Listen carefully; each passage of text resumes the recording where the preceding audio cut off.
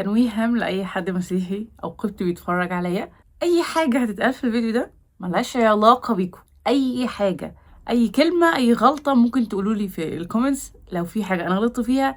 ثانيا، أي تريقة هيبقى على الشخص الغريب اللي موجود في الفيديو ده، ولما نتعمق في القضية أكتر هتعرفوا ليه أنا بقول الكلام ده كله. أيها الروح المقدس إرشادهم. الناس اللي موجودين في الكنيسة دي كانت بتقعد بتصلي وتدعي على أساس إن الست اللي بترشدهم دي هي، استغفر الله العظيم يا رب، الإله. بيحكوا الشهود وبيقولوا إنه في واحد منهم أصلا قعد لمدة 7 سنين موجود معاهم، مقتنع إن هي طائفة دينية، إن هم فعلا بيعبدوا الله، أو معنى أصح بيعبدوا جيسس. ولكن يا جماعة، اللي بيحصل جوه ملوش أي علاقة بدعوة أو بعبادة ربنا. واحد تاني من الشهود كانوا بيقولوا إن هم بيبصوا لها المخلوقة دي على إن هي الصوت بتاع ربنا. كل مرة كانوا بيحاولوا يصلوا، كل مرة كانوا بيحاولوا يدعوا، كل مرة كانوا بيحاولوا يعملوا أي حاجة، فجأة الست دي بتنط يطلع منها صوت ضخم جدا وبتقول Jesus is here، يسوع هنا.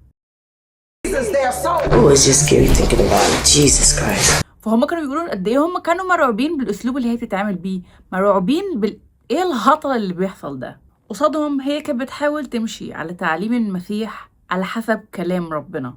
بس لو هنيجي نتكلم دلوقتي ايه اللي هي عملته في اي حاجة من الحاجات دي ليها علاقة بربنا.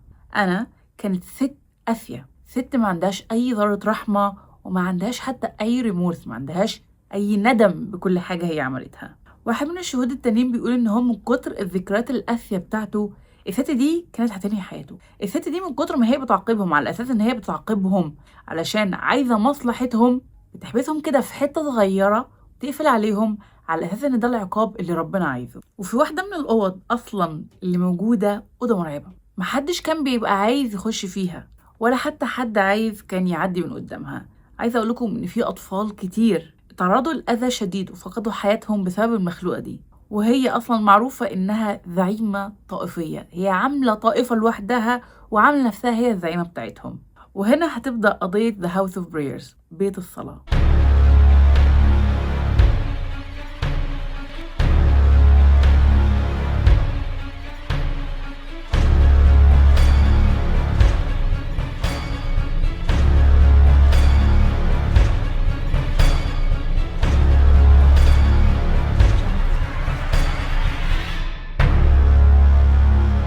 علشان تروح الهاوس اوف برايرز ده او البيت اللي معروف او الكنيسه اللي معروفه دي، لازم تمشي في طريق ترابي طويل جدا حول اشجار. المكان اصلا كان شكله مقبض جدا وبيخوف، واي حد بيعدي فيه بيقول ايه المكان اللي هم رايحينه ده. هنا المنطقه عباره عن 7 فدادين ونص كبيره من المساحه الخضراء، فيها مبنى، فيها كمان مصوره كده بسور حديد ومقفوله بالقفل. بيت الصلاه او The House of Prayers مكان سري عاش فيه عشرات البني ادمين هم واولادهم على اساس ان هم بيعبدوا ربنا تحت سيطره ست معروفه هناك، ماذر انا او الام انا.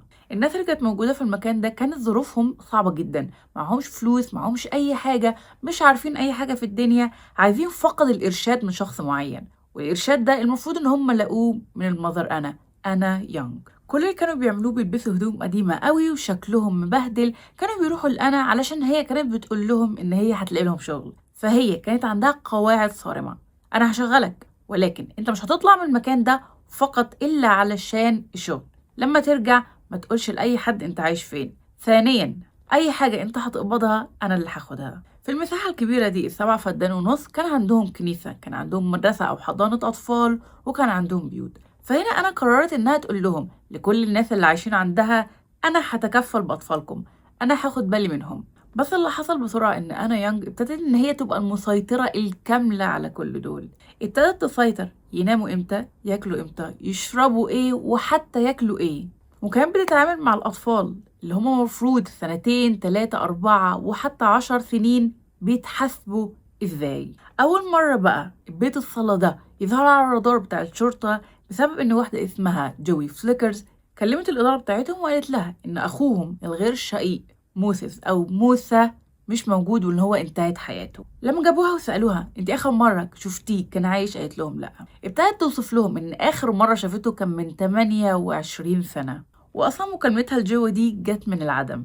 قالت لهم إن هو كان طفل صغير جدا وتعرض لقسوة شديدة لدرجة إنه بسبب القسوة دي فقد حياته. واللي عمل كده هي مامتهم أنا يونغ. بتحكي جوي وبتقول إن هي كانت بتكلم مامتها بتقول لها هو فين موسى؟ قالت لها موسى راح بسلام. هي جوي عارفة إن مامتها بتكذب، وعارفة إن جوي اتعرض لإساءة كبيرة. يا جماعة الإساءة معناها يعني الطفل اتعرض لحاجات شنيعة المفروض إنها ما تتقالش، أو حتى أي بني آدم في الدنيا طفل أو مش طفل يتعرض ليها. بتكمل جوي الكلام وبتقول إن هي كانت فاكرة وعارفة إن مامتها كذابة، ولكن عشان هي بتحب مامتها جدا كانت بتقول هي ليه ماما بتعمل كده. وقرار جوي فلوكرز إنها تبلغ عن مامتها أخد منها فترة كبيرة جدا وتفكير كتير جدا، لأن هو في الأول وفي الآخر رايحة للبوليس بتقول لهم روحوا فتشوا عن ماما وروحوا شوفوا ماما بتعمل إيه، لأنه أصلا قبلها بكام سنة الأم أنا كانت بتبارك لجواز جوي بنتها، وبتحكي وبتقول إن هما كانوا بيبصولها على إن هي الصوت بتاع ربنا، هي الشخص الواعظ، هي الشخص اللي عارف كل حاجة، هي الشخص اللي ما بيعملش أي حاجة غلط. وكل الستات والبنات اللي موجودة كانوا في الفترة دي بيبصولها قد إيه إن هي جميلة جدا ونفسهم إن هما يكونوا زيها. بس أصلا لسنين طويلة جوي كانت بترقص وبتضحك وقاعدة مع مامتها، وكان في كده جواها سر عمال بياكلها. للأسف هي كانت واحدة من اللي بيساعدوا مامتها على الموضوع وعلى الحاجة اللي هي تعملها دي. كل السنين دي هي كانت بتتعذب لمدة 28 سنة، انتوا متخيلين؟ علشان تكلم حد وتقوله على الانتهاكات اللي حصلت لموسى. وفقط مش موسى بس اللي حصل له كده وفقد حياته بسبب مامتها، لا، لأن مامتها كانت بتدير بقى الطائفة دي هي وجوزها جونا. والجماعة دي كانت قاسية جدا على كل أتباعهم والأطفال، وهيتعرضوا لانتهاكات بشعة جدا. Keep it alive. وده اللي حصل من الأساس، واللي بنى وخلف فكرة بيت الصلاة أو The House of Prayer ده إن هو يتعمل الإحساس أصلا من الذنب، لأنه السبب حصل في سنة 1973. ساعتها أنا وجوزها جونا كانوا لسه عايشين في شيكاغو. لما كانوا عايشين بلغوا الشرطة إنه بنته لجونا كافي تاهت في خروجة عائلية، ولكن اللي حصل إنها ما كانتش تاهت. التحقيقات كشفت إن أنا يونغ كانت قاسية جدا على الطفلة دي لدرجة إن هي منعتها من الأكل، حطتها في الدولاب وقررت إنها ما تفتحش خالص الدولاب عليها. للأسف البنوتة ما قدرتش تتنفس وهنا ودعت.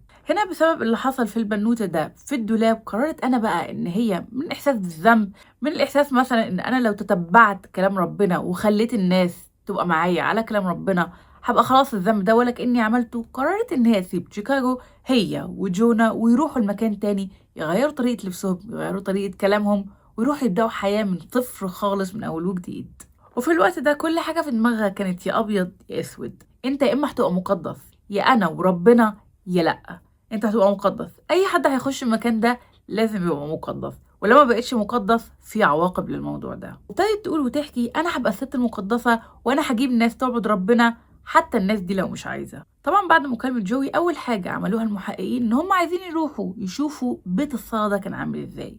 هو ما كانش بعيد خالص عن مكتب الشرف وعلى بعد فقط 10 أميال، فأنا قرروا يروحوا البيت اللي راعب ناس كتيرة جدا من الشهود. واحد من الشهود دي كان اسمه جون نيل، وعاش في البيت ده من سنة 83 ل 89. وهنا قرروا إن هم يكلموه ويقولوا له ساعدنا بقى إن إحنا نحط الصورة الكاملة للمكان ده وإيه اللي كان بيحصل. أول لما سألوه إيه بقى الأوضة أو المكان السري اللي كل الناس كانت بتحكي عليه، ورى لهم إن في مساحة كده صغيرة جدا متخبية أصلا جوه الحيطة وفي باب مخبيها، والمساحة دي بتتقفل بالمفاتيح وما بتبانش حتى قدام الناس. واحدة من الناس أو الشهود اللي موجودة في المكان ده اللي راحت كمان للمحققين سابرينا هامبرغ، وهنا ابتدت بقى تحكي لهم إزاي هم كانوا بيتعاقبوا، إزاي لو في حاجة غلط هم عملوها أو غير أصلا اللي أنا كانت بتتكلم عليه هما بيحصل لهم إيه. ابتدت تحكي له وتقول له إن هما كانوا بيتحطوا جوه الصندوق ده أو جوه المساحة دي ويتقفل عليهم السقف، ولا هوا ولا أكل لحد ما يتعرفوا ويعرفوا الذنب بتاعهم إيه هو اللي عملوه. ابتدى يسألها المساحة بتاعته قد إيه؟ قالت له أنا مش عارفة المساحة بتاعته قد إيه، ولكن لما أنت كنت بتخش هو كان بياخد شخصين مقرفصين ونازلين براسهم كده تحت الغطاء بيتقفل علينا. سألها هل في ناس أنت شفتيهم بيتعرضوا لأذى بعصيان خشبية؟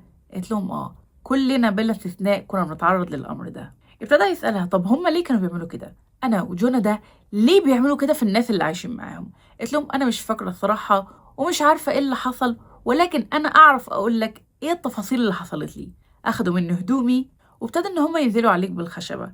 أنت مش موجوع، أنت خلاص بقيت خلاص متخدر المكان، أنت شايف الخشبة بتنزل وشايف نفسك وأنت عمال بتتأذي بيها، ولكن مش حاسس بحاجة من كتر ما انت خلاص نملت ومبقاش فيه اي احساس عندك. وحصل الموضوع ده مرات كتيرة جدا، لدرجة ان في ناس كانت بتبقى محتاجة انها تروح مستشفى، ولكن بيقولوا لهم لا، انتوا كيان شرير، انتوا ما ينفعوش يتعاملوا معاكم على ان انتوا كيان مقدس ومحتاجين اي مساعدة. واللي حصل يا جماعة ان انا هنا اكتشفت ان كلام ربنا ليه سلطة، والناس اللي بتمشي ورا كلام ربنا دلوقتي انا اقدر ان انا اتسلط عليهم كلهم، ويبقى ليا السلطة الكاملة على السيطرة على الناس دي. واحد من الناس اللي كانوا موجودين في بيت الصلاة راجل عجوز اسمه أوديبيو. هو راجل من كبار أو الناس الكبيرة في الكنيسة، وللأسف دخل في علاقة مش كويسة مع بنوتة وهي مش مراته ولا حتى يعني المفروض يعمل معها كده، لأن هو قسيس في الكنيسة. وللأسف بعد ما عمل كده حس بالذنب وابتدى إن هو يروح يحكي لأنا. هنا بقى رد فعل أنا كان إيه؟ قالت له بالحرف الواحد: لو عينك غلطت اقلعها، لو ايدك غلطت اقطعها. وما انت دخلت في العلاقة دي وانا مكنتش لسه جوزتك وانا حتى اديتك الاذن، فالحاجة اللي خليتك تعمل كده اقطعها. وخليته يا جماعة للراجل ده من غير اي معرفة طبية، من غير اي حاجة خالص، انه يعمل كده في نفسه. وده هو كان العقاب بتاعه. طبعا الجرح اتلوث وكان محتاج ان هو يروح المستشفى، وكان قرب اصلا ان هو يتكل، ولكن ما اتكلش في الاخر. وهنا انا اكتشفت ان هي ممكن تألف حاجات، ممكن تألف عواقب، ممكن تألف اي كلام والناس تمشي وراها، الناس هتصدقها، الناس وراها زي العميان. مادام هي جميلة وبتتكلم بالموضوع ده باسلوب او كلام هم شايفين ان ده الصح، هتقدر هي تتحكم فيهم. وهي كانت ماشية كأنها استغفر الله العظيم يا رب الاله بتاع الناس دي، اي حاجة ما تعجبهاش، اي كلمة، اي بصة، في عقاب. والعقاب ده يا جماعة كان شبه العقاب اللي حصل في الراجل. لكم أن تتخيلوا بقى الناس كانت بتعمل فيهم إيه. جون نيل كان بيحكي قد إيه وهو صغير وهو عنده 7 سنين كان بيتعرض لأنواع العقاب دي. بتقول إن هي بتستخدم أعواد الشجر الكبيرة التخينة والسلوك التخينة جدا، والموضوع والأثر بتاعه كان لسه موجود في جسمه ولسه هو شايفه. ولكن يا جماعة المكان اتخدر من كتر ما هو مش عارف هو بيتعاقب على إيه. أنا مش عارف أنا عملت إيه عشان يحصل لي كده.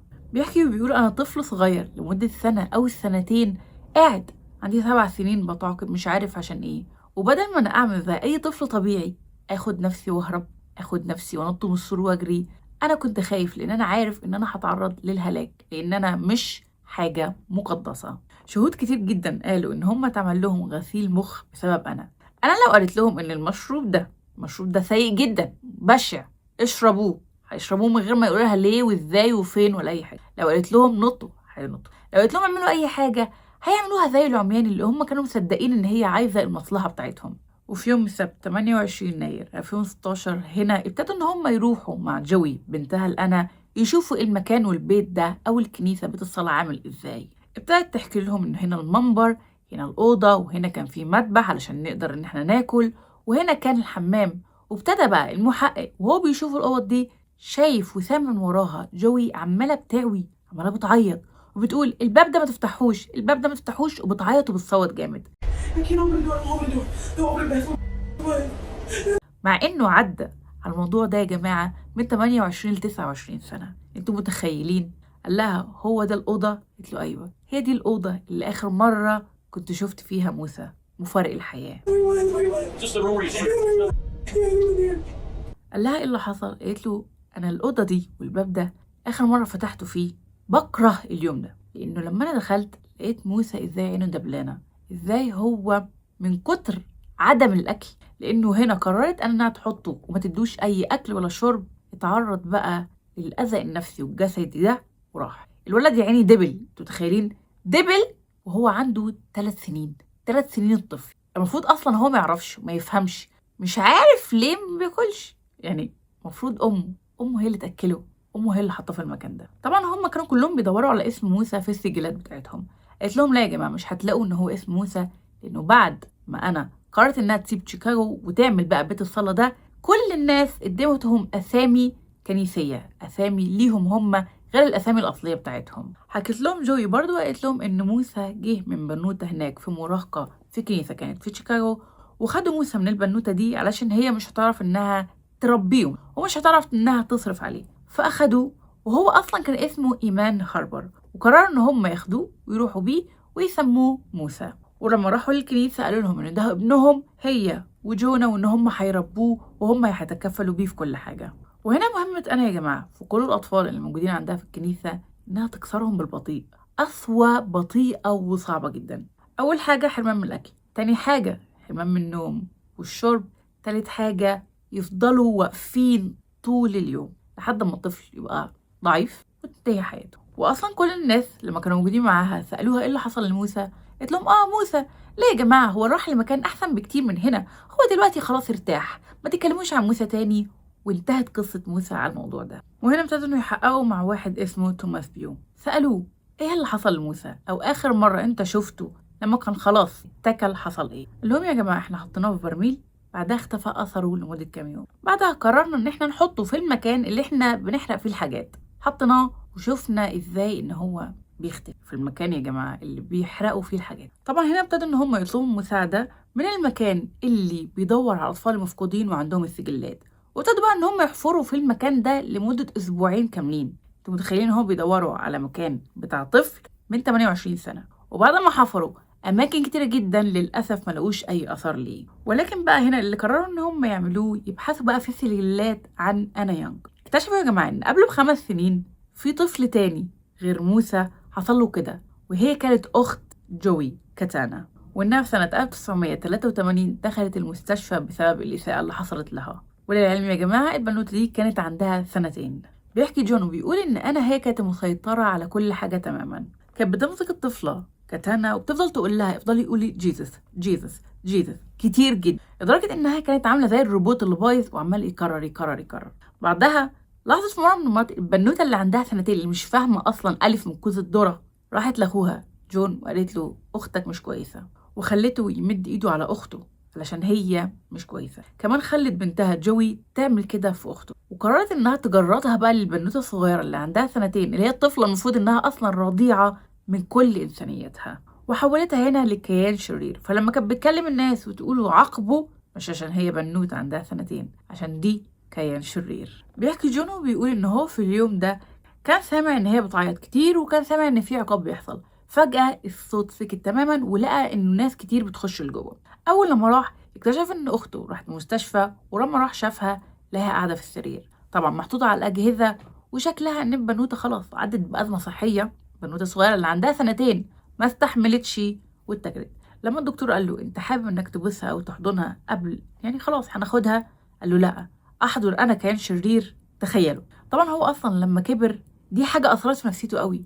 أنت متخيل إنك بتعامل مع الطفلة أختك اللي عندها 2 سنين على إنها كيان شرير موجود، وإنها كانت تستحق اللي حصل لها ده. بيحكي جون وبيقول إنه كويس والحمد لله إن حصل لها كده، لأن أنا ما كانتش هتسكت وما كانتش هتبطل لحد ما توصلها للبنوتة دي بنفس النتيجة دي، ولكن بعواقب أكتر بكتير. لكن الكبار اللي موجودين في بيت الصلاة ده ما عملوش أي حاجة لكاتانا وجون أخوها، حتى أمهم ليا فيرا ما عملتش أي حاجة. لما جابوها وسألوها أنت كنت عارفة اللي بيحصل ده؟ أنت كنت عارفة إن ده بيحصل في أولادك؟ قلت لهم لأ، أنا كانت بعدانة عندهم خالص. أنا بتاخد الأطفال في مكان والأهالي في مكان تاني على أساس إن هي تقومهم وتربيهم وتخليهم ناس أكبر وأحسن.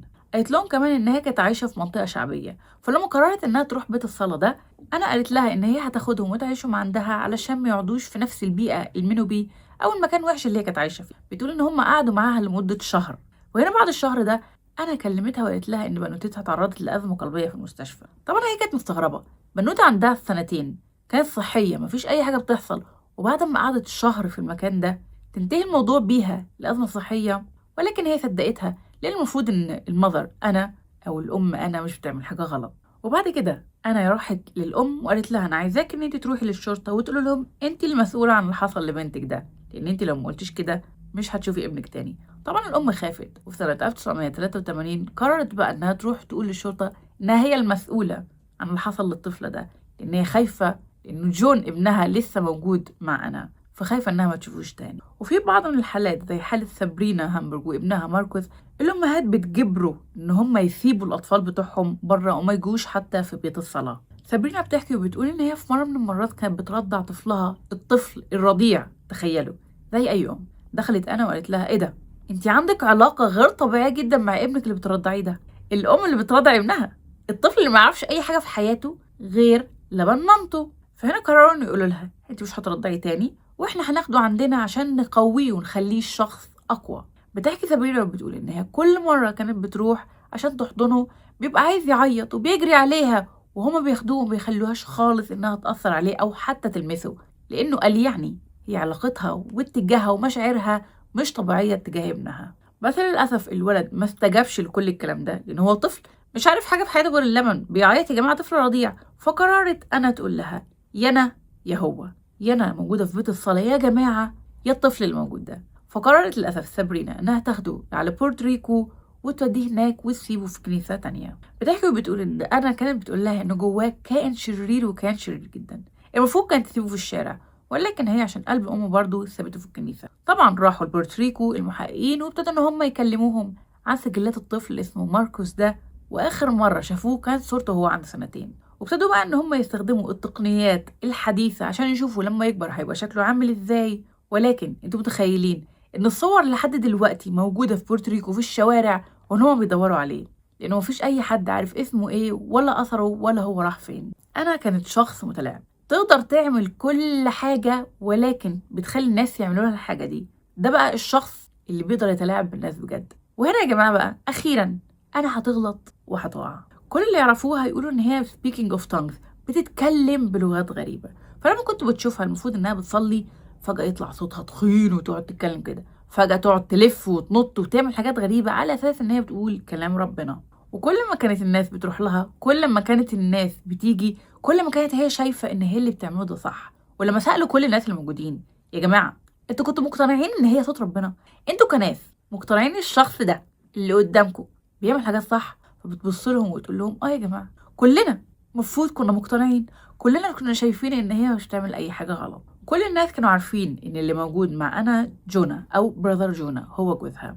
المفروض يا جماعة بيحصل أو هم متخيلين عندهم إن الراجل هو اللي ليه السلطة مش الست. فكان دايما جونا واقف جنب أنا، كل الناس اللي بتشوف هو واقف جنبها، وهي اللي بتدعي وتصلي وتعمل كل حاجة. هو كان قسيس بالاسم فقط، ولكن هي اللي كانت بتدير الليلة كلها. لحد ما في يوم الأخ جونا ده مرجعش. جونا وأنا هم أب وأم لجوي. في يوم من الأيام جوي المفروض إن هي كانت تروح لدرس الأورج بتاعها، كانت قاعدة مستنية باباها جونا، ولكن هو مرجعش. واللي فاكراه بتقول آخر مرة جوي إن هي لقت باباها ومامتها بيتخانقوا، وإن مامتها عمالة تقول لباباها إن أنت كيان شرير. عدى يوم ويومين وهي افتكرت إن باباها ساب مامتها وراح، ولكن بعد كام يوم جه الشرف بقى بتاع المنطقة وقال لهم إن هم لقوا باباها. هو كان بيصلح العربية بتاعته، وفجأة الكوريك وقع والعربية نزلت عليه. أنا عايزة أقول لكم إن الأخ جونا ده هو اللي كان كابح، وهو اللي كان شوية مخليها الأنا هديانة كده قاعدة وكانة وساكتة. ولكن غيابه خلى الأمور أسوأ بكتير جدا في بيت الصلاة ده. ابتدت إنها تبقى متطرفة أكتر وتولع غضبها على الناس أكتر فأكتر. وسنة 1992 جت بنوتة في نفس عمر جوي اسمها نيكي نيكلسون. هنا أهلها راحوا الكنيسة وقالوا لها إنها بنتها ما كانتش مهتمة خالص بنظافتها، وما كانتش إنها بتساعدهم في البيت ومش نظيفة يعني من البنت. فأنا قالت لهم سيبوها معايا، أنا ههتم بيها وأنا هخليها إنها تقدر تساعد في النظافة وتبقى بنوتة، يعني نظافتها الشخصية مهمة. ولكن نيكي ما كانتش بتساعد. نيكي الأمور سائد بقى بالنسبة لها وما كانتش طايقة العيشة موجودة في بيت الصلاة ده. فهنا بقى أنا جابت آخرها خالص، جابت نيكي وقالت لهم يا جماعة خلوا المية سخنة جدا علشان احنا نحميها. ابتدت إنها تحط مواد ومنظفات في المية دي وقالت لها استحمي. عارفين يا جماعة لما تحطوا منظفات على البوتاجاز والجرايمز والحاجات بقى اللي موجودة في البوتاجاز دي تسيح؟ ده اللي حصل في البنوتة دي، تسيح، ودي مواد كيماوية موجودة في دهون. تخيلوا بقى البنوتة. المهم إنها جابتهم وخلتهم إن هم يكتفوها للبنوتة دي ويحموها بالعافية. تخيلوا بقى اللي حصل في البوتاجاز اللي يحصل في البنوتة دي. طبعا هنا أهل نيكي عرفوا باللي حصل في الموضوع ده، عرفوا اللي حصل لبنتهم. وهنا أول مرة أنا يانج هتتحاسب على حاجة هي كانت السبب فيها. طبعا لما راحوا اتوجه لها بقى تهم للإساءة للبنوتة دي وإيه اللي عملته ده. طبعا هي قررت بقى إنها تنفد بجلدها، سابت بيت الصلاة، اختفت وخدت بنتها جوي وراحت بقى تبدأ من أول وجديد. واللي هنا ما كانوش عارفين يهربوا من الكنيسة دي أو من بيت الصلاة هربوا دلوقتي. الزعيمة اختفت والبيت كمان اختفى، وهنا فضلت هربانة لمدة 8 سنين. جوي بتحكي وبتقول إن هم راحوا كذا ولاية، أوهايو، أتلانتا، شيكاغو، وآخر حاجة بقى قعدوا في إلينوي وقعدوا في الظهر بتاع الكنيسة، وهنا عارفين إن هم هربانين. هي عارفة إن مامتها مطلوبة، هي عارفة الناس بيدوروا عليها، وكانت غضبانة جدا ليه مامتها عملت كده. وفي سنة 2000 هنا بقى البوليس قرر إن هو يعمل بلاغ للناس كلها إن هم يساعدوهم إن هم يلاقوا أنا يونغ. وهنا واحد كلمهم وقال لهم إن هي كانت موجودة في ظهر الكنيسة وقاعدة هناك. بتحكي جوي وبتقول إن هنا لما خالها كلمها وقال لها إن هم أخدوا مامتها، بيقول شكلها كانت عاملة إزاي، هي أصلا كانت مستخبية في الصندرة. أول لما البوليس أخدها قالت لهم على اسمها وعن كنيتها وراحت معاهم جدا من غير أي صوت وبكل هدوء.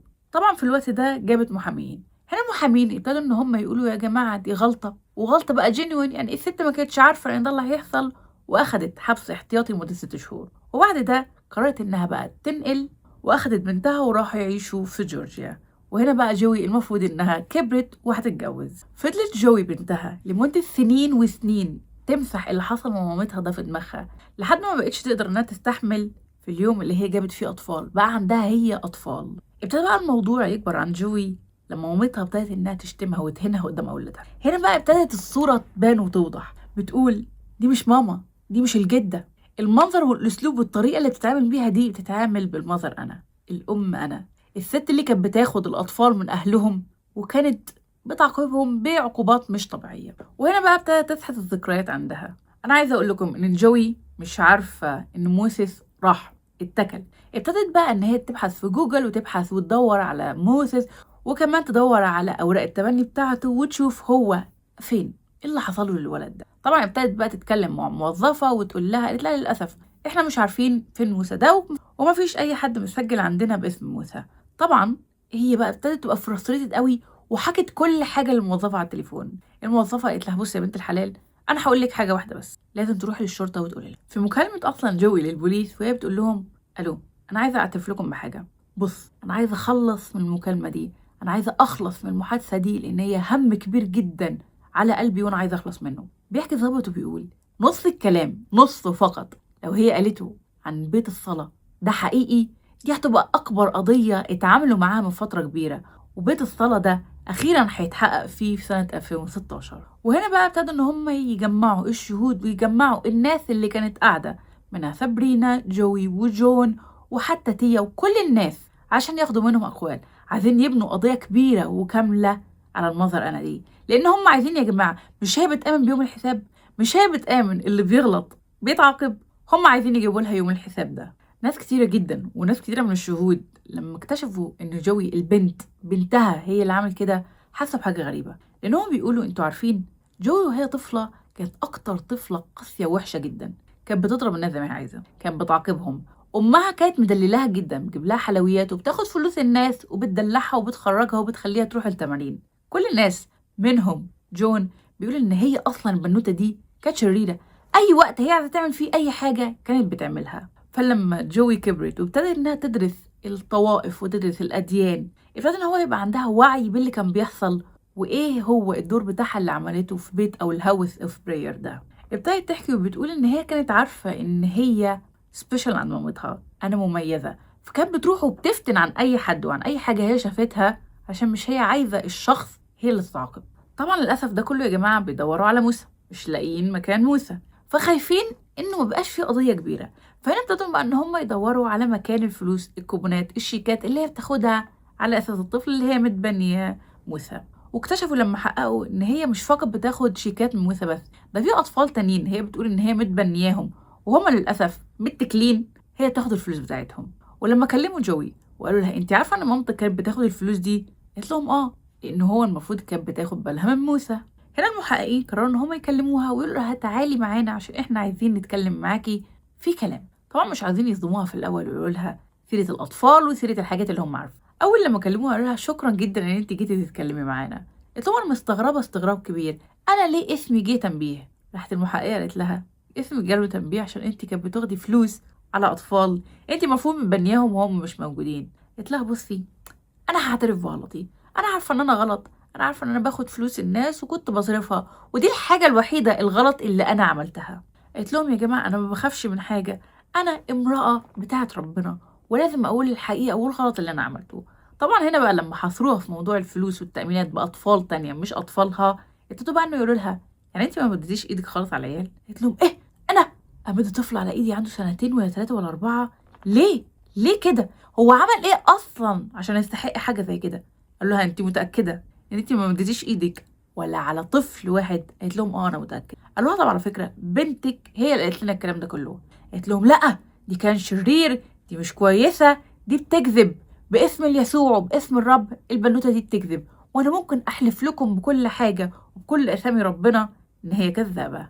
هنا ابتدوا ان هم يواجهوها بكل حاجه حصلت. اللي حصل لجون وموسى والاطفال وسابرينا. قلت لهم يا جماعه البنوته دي كذابه، انا كل حاجه عندي هي سمعتي، انا ليه هخاطر بسمعتي عشان بنوته زي دي؟ ابتدوا يقولوا لها يعني انت عايزه تفهمينا ان انت ما منعتيش اكل ولا شرب ولا هوا، ان انت مش عندك مكان كنت بتحطي فيه الناس؟ قلت لهم لا. قال لها انت ليه مصره ان انت بريئه؟ قلت لهم عشان انا بريئه، روحوا اسالوا كل الناس عن سمعتي، هتعرفوا ان سمعتي فوق كل حاجه. قالوا طب على فكره احنا عارفين ان موسى موجود في الكنيسه، واحنا عارفين ان انت عارفه. قلت لهم انا عارفه ازاي؟ انا عارفه ازاي وانا مش عارفه اصلا هو موجود فين؟ انتوا بتقولوا على حاجات موجوده من سنين السنين وانا ما اعرفش عنها حاجه. على فكره جوي كذابه. قالت لهم هل انا لو مذنبه كنت هلحق ارتب اموري؟ انتوا دلوقتي عارفين انا ما لحقتش ارتب اموري وما لحقتش اعمل اي حاجه. لما جيت هنا انا ما كنتش متوقعه ان انا يبقى مقبوض عليا يا جماعه، انا كنت بحاول فقط ان انا انظف البيت بتاعي. طبعا هنا يا جماعه اتوجه لها تهمه الاساءه وانهاء حياه طفل من الدرجه الاولى اللي هو موسى ايمان هاربر. وبيقولوا ان هي نفذت فعلتها لمده 25 سنه، ولكن المره دي اليزابيث او المذر انا لازم تتعاقب ولازم تتحاكم على الموضوع ده كله. وهنا على الساعه 8:30 بالليل تخيلوا هي فتحت الباب، الصدمه على وشها. ايه ده؟ ليه؟ قالوا لها ان انت متهمه، منعتي عن طفل عنده 2 اكل وشرب وهوا ووقفتيه لمده ساعات. انت متهمه ان انت انهيتي حياته مع سبق الاصرار والترصد. وابتدت المحاكمه في سنه 2022. لما كانوا بيتكلموا معاها قالوا لها انت اليزابيث انا؟ قالت لهم اه. قالوا لها انت عندك 79 سنه؟ قالت لهم ايوه. ابتدوا بقى ان هم يتكلموا معاها في التهم اللي متوجهه لها. بتحكي جوي بتقول ان هي كانت قاعده موجوده عينيها في عين مامتها وعماله تبص لها، وكانت مرعوبه جدا انها تشوفها وتشوف هي هتقول ايه. كل اللي هي كانت بتقوله لا اعتراض، نو كونتست. هي بتقول هي فاهمه اللي كل بيتقدم لها وفاهمه كل التهم، بس هي بتقول لا اعتراض. هنا ابتدوا هم يوجهوا لها التهم لاخت جون وكمان موسى ان هي تسببت ان هم يفقدوا حياتهم. يا جماعه هي من كتر مش عايزه تعترف بتقول لا اعتراض، مش عايزه تعترف، مش عايزه تقول اه انا عملت، بتقول لا انا مش بعترض على الكلام بتاعكم. جون وهو قاعد بيقول ازاي هي شخص شنيع كده مش عايزه تعترف يا شيخه، فقط لا اعتراض.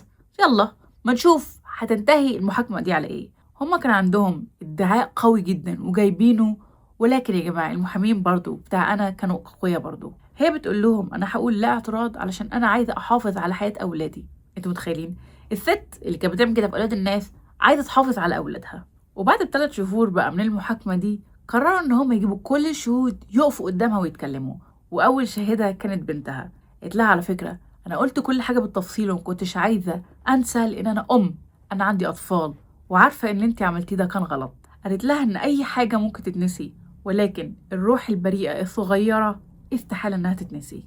وقالت قدام الناس يا جماعه دي امي، ودي مش فقط نوبه انتقام، انا كنت عايزه الناس تاخد حقها منها. وكمان جون هنا ابتدى انه يتكلم، بص لها وقال لها انا لمده 30 سنه كنت مستني العداله تيجي. انا بجد بشكر العداله، انا بجد بشكر القاضي، بشكر المحقق، بشكر اول واحده جوي ان انت قدرتي ان انت تتكلمي. انا كنت من زمان بشوف ان انت شخص وحش، ولكن دلوقتي انا بقول وبتعامل بكلام ربنا اللي هو ادعوا واغفر لكم ويغفر لكم ربكم في السماوات. حاجه كده هو كان بيقولها يا جماعه، ممكن اكون انا جاهله في التعليم او الكلام في المسيحيه. وقال لها اغفروا ليغفر لكم ابوكم السماوي، وكتابه الحقيقي ليسوع المسيح. وكمان جون كان ملتزم بالمبادئ دي وقال لها ربنا يبارك لك واليسوع يبارك لك، وان هو مسامحها. الام ليا ابتدت انها تتكلم بتقول انا فعلا استنيت العداله لبنتي لمده 30 سنه. وابتدوا بقى ان هم يشكروا القاضي تاني ويشكروا الناس ويشكروا جوي لان هي اللي بدات الموضوع ده. ابتدوا يحكوا قد ايه ان هم في بيت الصلاه ده قعدوا 2 سنين في حياه مش طبيعيه. وبعد ما انتهى ده كله القاضي قال لها بقى لإليزابيث انت عايزه تقولي اي حاجه؟ قالت له انا عايزه اقول شكرا ليك وشكرا لجوي وشكرا لاولادي وشكرا للمحاميين. انا عارفه ان انا ما عملتش حاجه غلط، انا عارفه وربنا عارف ايه اللي حصل بالتفصيل. يعني عارفين يا جماعه كلام الناس اللي متخلفه عقليا، عارف ان هو كذاب وعارف ان هو وحش، يقول انا عارف ان ربنا هو اللي عارف والكلام ده ما بيني وما بين ربنا. اي حد والله العظيم يا جماعه اي حد تلاقيه بيقول الكلام ده كله اعرف ان في حاجه غلط، اعرف ان في حاجه مش يعني في يعني الموضوع مش صح. وهنا كان عندها هي قضيتين، قضيه في 2017 و2021. اللي في 2017 اتحكم عليها ب30 سنه، واللي في 2021 اتحكم عليها ب15 سنه. ده معناه يا جماعه ان هي الست دي اللي عندها 80 سنه اكيد لا محاله هتتكل على الله في السجن. وهنا قبل ما تمشي بتقول يا جماعه انا ممكن احضن اولادي، فالقاضي قال لها لا مش هينفع، وما ينفعش ان انت تحضني اولادك في البروتوكول بتاع المحكمه.